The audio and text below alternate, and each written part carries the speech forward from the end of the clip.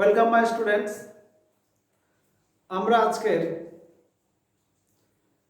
এই জিওমেট্রির উপরে স্পেশাল কিছু টাইপ আলোচনা করব। এই ম্যাথগুলো বিভিন্ন কম্পিটিটিভ পরীক্ষায় ঘুরিয়ে ফিরিয়ে থাকে, আমাদের বুঝতে না পারার জন্য হয়তো ছেড়ে আসতে হয়। তাই আজকের আমি কয়েকটা ট্রিক্স নয়, মানে কৌশল ডিসকাস করব, কিভাবে একটা থিওরিকে বেস করে আর একটা ম্যাথ তার সঙ্গে লিঙ্ক দিয়ে দেয়। আমি একটি থিওরি শুধু আলোচনা করব, তার উপরে আমি বিভিন্ন কিভাবে ম্যাথ মিক্সড করা যায়। দেখো থিওরিটা ফার্স্টে দেখো। আচ্ছা, থিওরিটা আমি এই সাইডে প্রথমে আলোচনা করছি। দেখো, কোনো সার্কেলের ভিতরে যদি এরকমই আমরা ট্রায়াঙ্গেল করে থাকি, ধরো এবিসি ট্রায়াঙ্গেল, এই এবিসি ট্রায়াঙ্গেলের সাপোজ যে কোনো পয়েন্টে, ধরো এ পয়েন্টে এরকম ট্যানজেন্টটা যখনই হয়, তাহলে এইখানে যে অ্যাঙ্গেলটা উৎপন্ন হয় ওই অ্যাঙ্গেলটা সর্বদা এর সমান হয়। এই প্রমাণটা আমরা অনেকবার বলেছি। এইটাকে বলা হয় একান্তর বৃত্তাংশস্থ কোণ। একান্তর বৃত্তাংশস্থ কোণ এটা কিভাবে হয়? দেখো, আমরা যদি কেন্দ্র ও ধরে নিই, দিয়ে যদি আমি এভাবে যোগ করি, এ ও সি যোগ করলাম, এখানে একটু লক্ষ্য করলে আমরা দেখব এটা স্পর্শক আর এটা স্পর্শ বিন্দুগামী ব্যাসার্ধ, তাহলে এই টোটালটা আমার কত হবে? ও এস, এটা যদি এক্স ধরি, ও এ এক্স কোণটা আমার বেরিয়ে যাবে 90। এটা যদি থিটা ধরি, তাহলে ও এ সি কোণটা কি হয়ে যাবে? 90 ডিগ্রি মাইনাস থিটা। আবার দেখো, এটা ব্যাসার্ধ, তাহলে এটাও কত হবে? ও সি এ কোণটাও কি হবে? এটাও 90 ডিগ্রি মাইনাস থিটা। তাহলে এ ও সিটা কি হবে? 180 ডিগ্রি মাইনাস, এই দুটোর যোগফল মানে 180 ডিগ্রি মাইনাস 2 থিটা।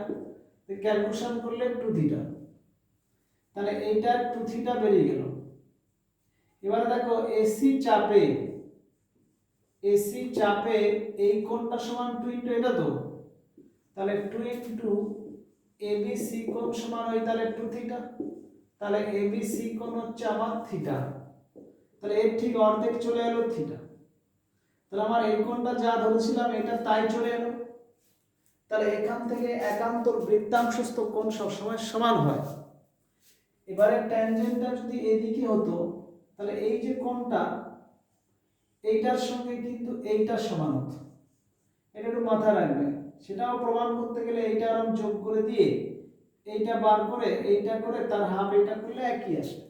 ক্লিয়ার? তাহলে ফার্স্টে আমরা 1 নম্বর কি মনে রাখবো বলো? একান্তর বৃত্তাংশস্থ কোণ। আর 2 নম্বর আমরা সিমিলারিটি মানে সদৃশতার যে জিনিসগুলো জানি, সদৃশগণী ত্রিভুজের অনুরূপ বাহুগুলোর অনুপাত সমান হয়, ওইটা জানি।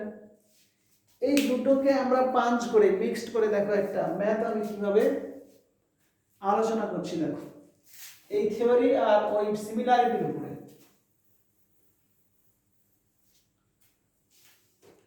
সাপোজ মনে করো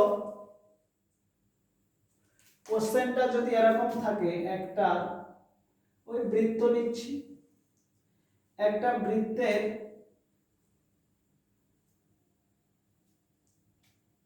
আচ্ছা দুটো ট্যানজেন্ট নিয়ে নিলাম। ধরো একটা এ বি আর একটা বিসি, এই দুটো ট্যানজেন্ট এই যে বৃত্তের উপরে পয়েন্ট দুটো যোগ করলাম, এসি যোগ করলাম, দিয়ে দেখো এই যে চাপটার উপরে একটা বিন্দু আমি পি নিয়ে নিলাম যে কোনো জায়গায়, পি থেকে এর উপরে লম্ব, ধরো এই লম্বটা আমি পি এক্স এর উপরে লম্ব PY আর এর উপরে লম্ব দিচ্ছি PZ। ওকে, এই তিনটে লম্ব দিয়ে প্রমাণ করতে বলছি প্রুভ দ্যাট এই যে এই px² কি বললাম, px² সমান py ইনটু pz হবে, py ইনটু pz এটা হবেই। তাহলে আমার ওই একান্তর বৃত্তাংশস্থ কোণ আর সিমিলারিটি এই দুটো সাহায্য নেব। কিভাবে প্রমাণটা করছি দেখো, এখানে একটা অঙ্কন করছি দেখো, অঙ্কনে এপি আর সিপিটা যোগ করলাম, এপি কমা সিপি যোগ করলাম। ওকে, এবারে দেখো এই যে এপিসিটা একটা তো জাস্ট তখন যেটা বলছিলাম এর ভিতরে এই ত্রিভুজ আর এটা স্পর্শক, তাহলে এই বিন্দুতে স্পর্শক আর এপিসিটা ত্রিভুজ। তাহলে এই যে কোণটা PAY কোণ সমান এটা হবে XCP কোণ।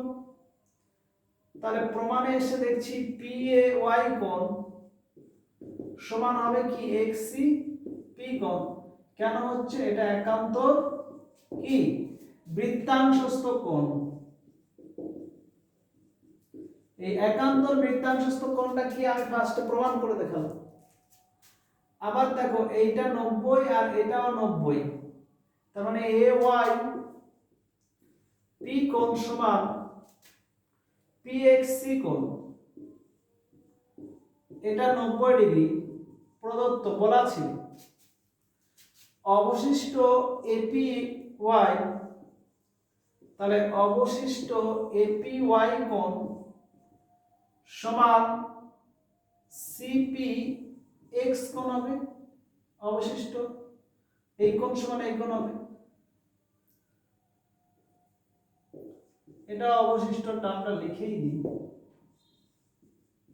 তাহলে অতএব ত্রিভুজ APY সদৃশকোণী ত্রিভুজ CPX হচ্ছে। তাহলে দুটো ত্রিভুজ যখন সদৃশকোণী হচ্ছে দেখো, তাহলে আমরা এই কোণের বিপরীত বাহু AP তো, তাহলে অতএব AP বাই CP সমান PY by PX, PY by PX, এটা এক নম্বর করলাম। একইভাবে দেখো এই ত্রিভুজ এটা 90, একইভাবে দেখো এইটা 90 ডিগ্রি, এটাও 90 ডিগ্রি, আর এই কোণটার সঙ্গে এইটা একান্তর বৃত্তাংশ হবে, আর এইটা আমার অবশিষ্ট কোণ হবে। ক্লিয়ার? একইভাবে ত্রিভুজ AXP সদৃশকোণী ত্রিভুজ CPZ হবে। তাহলে এই ক্ষেত্রে আমরা ওই একই রকম এই কোণের বিপরীত AP বাই 90টা হচ্ছে CP সমান এখানে PX বাই PZ। দেখো AP বাই CP, এটা AP বাই CP, তাহলে এটা কি সমান, তাহলে 1 ও 2 থেকে পাই, 1 ও 2 থেকে পাই কি হবে? 1 নম্বর আর 2 নম্বর থেকে আমরা সিদ্ধান্ত কি নিতে পারি? এটা সমান এটা, মানে PX বাই PZ সমান PY বাই PX। এবার এটা যদি কোণাকুণি গুণ করে দিই, অতএব PX² সমান PY ইনটু PZ। ক্লিয়ার? তাহলে এই যেটা আমরা পেলাম এটা একটা থিওরি, মনে রাখবে, খুব ভালো একটা থিওরি এটা হলো। চলো এবার এইটা থেকে আরো আমি পাঁচ করে আরো যদি ক্লিয়ারলি ম্যাথটাকে আরো কমপ্লিকেটেড করতে চাই, আর একটা আমি এক্সাম্পল দিচ্ছি। দেখো যদি এরকম থাকে, এটা ক্লিয়ার আশা করি। নেক্সট দেখো ওই একই প্রশ্ন যদি ক্রিয়েট করে আর একটু জটিল করে দেওয়া যায়। সাপোজ ধরো ওই এবিসি প্রথমে আমরা সার্কেলটা নিচ্ছি, এই সার্কেলটার ভিতরে মনে করো একটা পঞ্চভুজ নিচ্ছি, এটা বিষম, এটা বিষম পঞ্চভুজ, নাম দিয়ে দিচ্ছি ধরো A B C D E. এই যে পঞ্চভুজটা নিলাম রেগুলার নয়, এটা ইরেগুলার, মানে বিষম পঞ্চভুজ। ওই পঞ্চভুজের এই শীর্ষবিন্দুগুলো থেকে যদি এরকম আমরা স্পর্শক টানি শীর্ষবিন্দুতে, এই ও শীর্ষবিন্দুতে আর একটা এরকম ভাবে আমরা স্পর্শক টানবো, এই শীর্ষবিন্দুতে একটা স্পর্শক আর এই শীর্ষবিন্দুতে একটা স্পর্শক। তাহলে এই যে স্পর্শকগুলো আমরা টানলাম, এরপরে আর একটা ত্রিভুজ হয়ে গেল, সেটা আমরা এরকম যদি নাম দিয়ে দিই P Q R S T. ওকে, এই যে চিত্রটা এলো, এবারে এখান থেকে যদি আমি প্রশ্ন করি, দেখো এইখানে ধরো একটা বিন্দু আমি মাঝে নয় যে কোনো জায়গায় ধরো একটা বিন্দু নিলাম এক্স, এক্স থেকে এই তিনটের উপরে আমরা লম্ব টেনে দিলাম, এইখানে একটা বিন্দু নিলাম ওয়াই, এটার থেকে দেখো সরি এইখানে একটা বিন্দু ওয়াই, এর থেকে এই তিনটের উপরে লম্ব টেনে দিলাম, এই বিন্দুটা ওয়াই, আর এখানে একটা বিন্দু নিলাম জেড, তার থেকে এই তিনটের উপরে লম্ব টেনে দিলাম। এবারে এই লম্বগুলোর দৈর্ঘ্য এগুলো আমি নাম দিয়ে দিচ্ছি, এক্স থেকে এটা দিয়ে দিচ্ছি x1, এটা x2, এটা x3, আর এটা দিচ্ছি y1 y2 y3, এটা দিচ্ছি z1 z2 z3 দিয়ে যদি চিত্র থেকে এই মানগুলো দিই, চিত্র থেকে সাপোজ মনে করো এই x x2 সমান ধরো 4 দিলাম, x3 সমান ধরো 5 দিয়ে দিলাম, আর y2 টা ধরো 5, আর y3 টা 3 দিলাম, y2 y3, আর z2 টাকে আমরা সাপোজ 4 দিয়ে দিলাম বা 3 দিয়ে দিলাম, আর z3 টাকে যদি আমরা 4 দিয়ে দিই, যদি প্রশ্ন করি x1 into y1 into z1 সমান কত, এটার মান যদি বের করতে বলে, তাহলে দেখো আমরা আর এক্সট্রা অত প্রমাণ তো করবো না, একটু আগে প্রমাণ করেছি, কি করেছিলাম এইরকম থাকলে এইটা অ্যাড করে এইটার সঙ্গে এইটা সাদৃশ্যমানী করেছিলাম, এইটার সঙ্গে এইটা আর এইটার সঙ্গে এইটা, তাহলে সেই সাদৃশ্যমানীটার প্রপার্টি দিয়ে আমরা সরাসরি কি লিখতে পারি, x1 স্কয়ার সমান x2 ইনটু x3,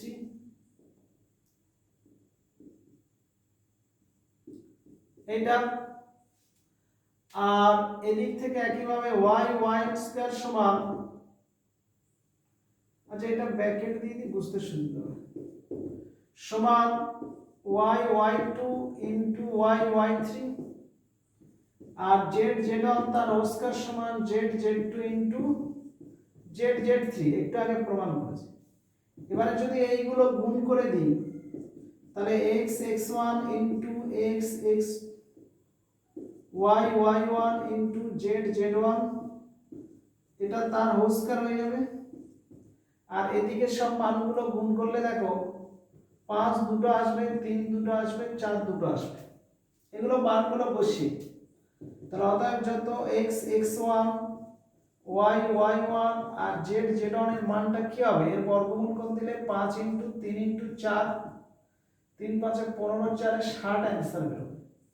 তাহলে আমার এই কোশ্চেনে এটা 60 অ্যান্সার বেরোবে। ওগুলো যদি আমি সেন্টিমিটার ধরতাম তাহলে এখানে সেমি কিউ হতো, 60 সেমি কিউ হতো। যদি এগুলো সেন্টিমিটার করতাম তাহলে এখানে সেন্টিমিটার সেন্টিমিটার সেন্টিমিটার গুণ করলে সেন্টিমিটার কিউব হয়ে যেত। তাহলে এইভাবে আমরা এগুলো করতে পারি। ক্লিয়ার? তাহলে আশা করি বুঝতে পেরেছো। এই প্রশ্নটা আরেকটু দেখো, সাপোজ যদি এই একই কোশ্চেনে যদি আরেকটু এখানে কেউ কমপ্লিকেটেড করতে চায় তাহলে আমরা যে কোনো একটার থেকে, আমি যে এখানে 3টে চাপে নিয়েছি, এই চাপগুলো যদি একটা বিন্দু থেকে নেওয়া হতো তাহলে এর থেকে আরেকটা ভালো থিওরি আমরা পেয়ে যেতাম। সেই মেন থিওরিটা একটু আমি আলোচনা করে দিই।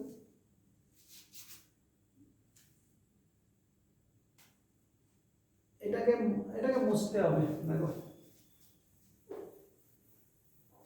মেন থিওরিটা কিরকমই, সাপোজ এরকমই n সংখ্যক বাহু বিশিষ্ট এরকম বহুভুজ আছে বৃত্তের ভিতরে। তাহলে প্রথমে বৃত্তটা এঁকে নিলাম, তার ভিতরে এরকম একটা, দুটো, তিনটি, চারটি, পাঁচটি। আচ্ছা এখানে আমরা এমনি তো গুণে দেখতে পাচ্ছি এতগুলো, কিন্তু আমি কল্পনা করছি এটা n সাইডেড বহুভুজ। তাহলে নামটা আমরা কি দেব? A B C D E, এখানে ডট ডট করে বা এরকম দিলে ঠিক বোঝা যাচ্ছে না। এটা A1 A2 A3 A4 A5 dot dot করে এটা AN দিয়ে দিচ্ছি। তাহলে এর আগে AN মাইনাস 1 বা এটা দেওয়ার দরকার নেই, পরপর এরকম হচ্ছে। আর এই শীর্ষবিন্দুগুলো থেকে যে এভাবে আমরা ট্যানজেন্ট টানার পরে যেগুলো আমরা পাবো এই ট্যানজেন্ট থেকে, সেটাও n সাইডেড বাহু বিশিষ্ট বহুভুজ পাবো, তবে সেটা হচ্ছে সারকামস্ক্রাইব। তাহলে বাইরের দিকে যে বহুভুজটা হলো এটা যদি নাম দিই B1, এটা যদি দিই B2 B3 B4 আর এটা ডট ডট এটা দিই BN, এটা ডট ডট করে। তাহলে একটা বৃত্তের ভিতরে হচ্ছে আমার n সংখ্যক বাহুবিশিষ্ট বহুভুজ, আর ওর বাইরে ওই শীর্ষবিন্দুগুলো বর্ধিত শীর্ষবিন্দুগামী স্পর্শকগুলো দিয়ে যে বহুভুজ হবে সেটাও n সংখ্যক বাহুবিশিষ্ট বহুভুজ। একটা ইনস্ক্রাইবড আর একটা সারকামস্ক্রাইবড। এবারে আমার কোশ্চেন হচ্ছে, আমি যে কোনো একটা জায়গায়, এগুলোর মধ্যে যে কোনো একটা জায়গায় একটা পয়েন্ট নিলাম P, এই P থেকে ধরো এটা A1 A2 তো এইখানে নিচ্ছি, এই P থেকে A1 A2 এর উপরে একটা লম্ব থাকছে P, এটা P1, ওকে।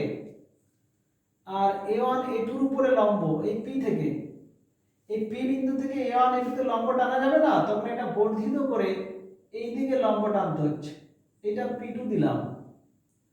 তাহলে A1 A2 তে লম্ব টানলাম P1, আবার A2 A3 থেকে P2, আবার A3 A4 এও আমরা এখান থেকে এরকম, এটা A2 A3 তে করলাম, আর A2 A3 তে আমরা এভাবে এখান থেকে লম্ব টানতে পারি, এটা হবে P3।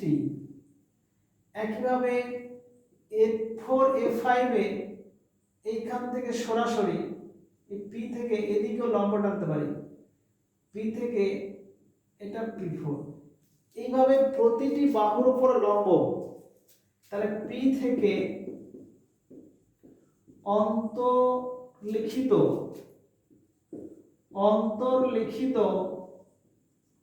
বহুভুজের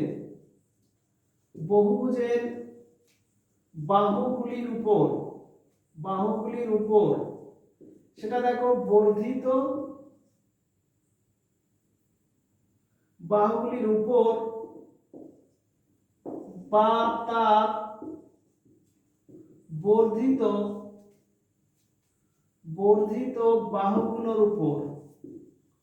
বাহুগুলির উপর লম্বগুলি যথাক্রমে P1 P2 PP1 PP2